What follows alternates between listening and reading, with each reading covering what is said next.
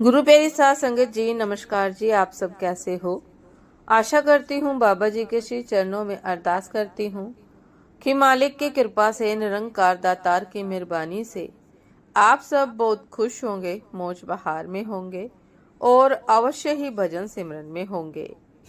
साध संगत जी, मैं हाजिर हूँ आज आप सभी से एक बहुत ही खूबसूरत साखी साझा करने के लिए, एक सच्ची घटना। उम्मीद करती हूँ ये साखी आप सभी को बहुत पसंद आएगी। तो साथ संगत जी, चलिए आइए समय ना गवाते हुए साखी को आप सभी से साझा करते हैं जी। साथ संगत जी, जिक्र है कि हुजूर बड़े महाराज जी ने अपने कार्यकाल में ज्यादातर सत्संग पाकिस्तान में किए।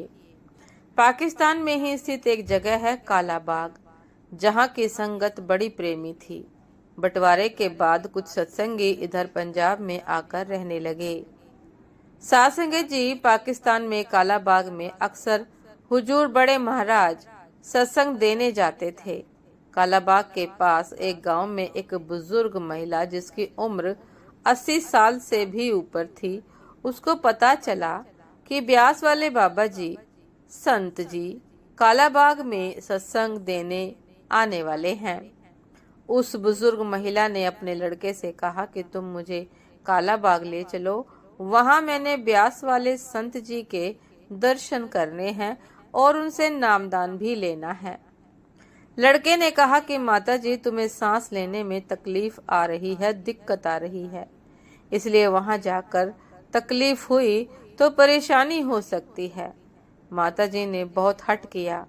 खैर, लड़के ने अपनी बैलगाड़ी में एक बिस्तर लगाया, उस पर माता जी को लिटाया और काला बाग की ओर चल पड़ा।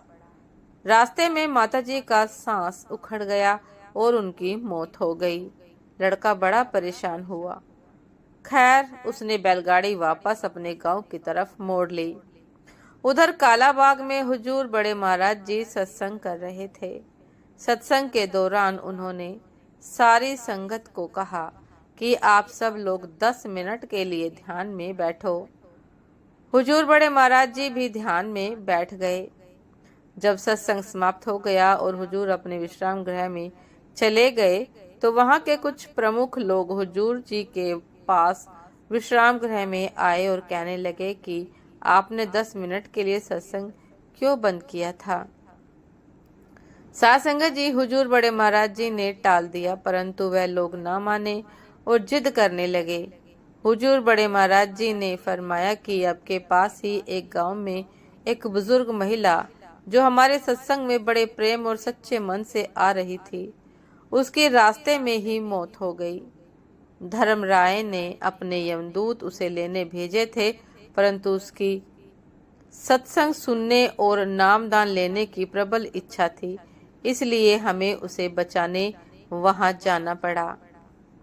साथ संगत जी, बाबा जी ने कहा कि यमदूत कह रहे थे कि यह हमारा जीवन है, हमारा जीव है। तो हुजूर कहने लगे कि मैंने कहा कि आप इसके घर से सत्संग वाले स्थान तक कदम गिन लो। यह आपके कदम ज्यादा बनते हो तो ले जाना, नहीं तो मैं ले जाऊंगा। हुजूर ने फरमाया कि जब मैंने संगत को 10 मिनट के लिए ध्यान में बैठाया तो कदमों की पैमाइश चल रही थी। सत्संग की तरफ 20 कदम ज्यादा निकले, इसलिए माता जी को ले जाने के लिए मुझे जाना पड़ा। हालांकि माता को केवल सत्संग व नामदान की ख्वाहिश ही थी। सोचो साथ संगत जी, विचार कीजिए, जो सतगुरु केवल सच्ची ख्वाहिश पर ही जीवों का उद्धार करता है, वह हमें भी अपनी चरण शरण में लेकर एक दिन जरूर सचखंड का निवासी बनाएगा। साथ संगत जी, इसीलिए साथ संगत जी, हमें नामदान लेने के उपरांत भजन सिमरन को अधिक से अधिक समय देना चाहिए। अपने सतगुरु दातार की कही गई हर एक बात को हुक्म समझकर अपने जीवन में धारण करना चाहिए। साथ संगत जी, ये थी आज की एक बहुत ही खूबसूरत साखी, एक प्रेममयी साखी। उम्मीद करती हूँ ये साखी, ये सच्ची घटना आप सभी को बहुत पसंद आई होगी। यदि पसंद आई हो साथ संगत जी तो लाइक कमेंट शेयर करना ना भूलिएगा। चैनल पर जो भी नए हैं कृपा करके सब्सक्राइब कर लीजिएगा ताकि चैनल पर मिलने वाली सभी शब्द साखियों की अपडेट आप सभी को समय पर मिलती रहे। साथ संगत जी आप हमें इंस्टाग्राम पर भी फॉलो कर सकते हैं। इंस्टाग्राम का लिंक डिस्क्रिप्शन बॉक्स में दिया गया है। तो साथ संगत जी दासी को भी आज्ञा दीजिए, आपसे फिर मुलाकात होती है एक नए शब्द साखी के साथ, एक नए खूबसूरत विचार के साथ। तब तक के लिए नमस्कार जी। सदा खुश रहिए, मुस्कुराते रहिए, भजन सिमरन अवश्य करते रहिए। नमस्कार जी।